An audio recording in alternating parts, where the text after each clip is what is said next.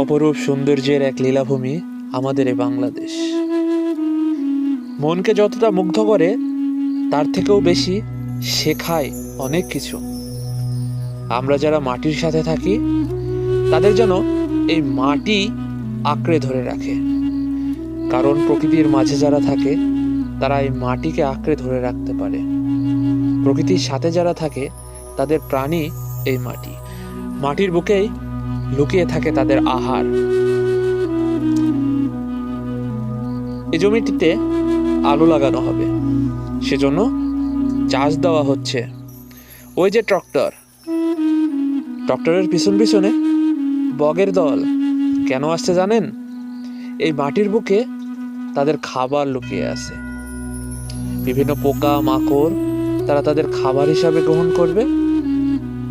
ওই যে ট্রাক্টর আসছে, ওই ট্রাক্টরের পিছন পিছনে যে বকগুলো আসছে তারা মূলত চাষকৃত জমিতে তাদের আহার খুঁজছে। বিভিন্ন পোকা মাকড় যেগুলো আছে সেগুলো তারা খেয়ে নিচ্ছে। এর ফলে তাদেরও যেমন আহার জুটছে, পাশাপাশি এই জমিতে বিভিন্ন ক্ষতিকর যে সকল পোকামাকড় আছে যেগুলো ফসলের ক্ষতি করে, সেই পোকামাকড়গুলোও নষ্ট হয়ে যাচ্ছে। আল্লাহ সুবহানাহু ওয়া তাআলার কি অসীম সৃষ্টি! মাটির বুকে যেমন কৃষকদের জন্য লুকিয়ে রেখেছে আহার, পুরো মানুষের জন্য যেমন লুকিয়ে রেখেছে আহার, ঠিক তেমনই লুকিয়ে রেখেছে পশু পাখির জন্যও আহার। আমাদেরকে অনেক কিছু শেখায় এরকম সুন্দর সুন্দর দৃশ্যগুলো।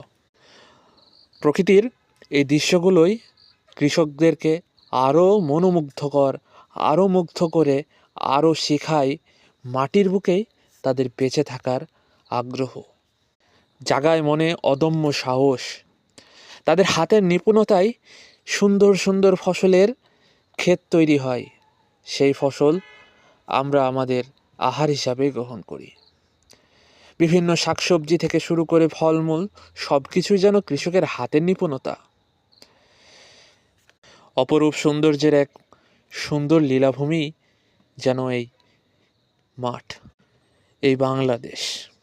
বাংলার কৃষক এদেশের প্রাণ। বাংলার কৃষক এদেশকে আগলে রাখে। বাংলার কৃষক এদেশের গর্ব। তাই তো বিভিন্ন কবিরা তাদের গল্পের লাইনগুলোতে লিখে গেছে, বাংলার মাটি সে যে সোনার চাইতে খাঁটি, আর বাংলার কৃষক এক একটি রত্ন।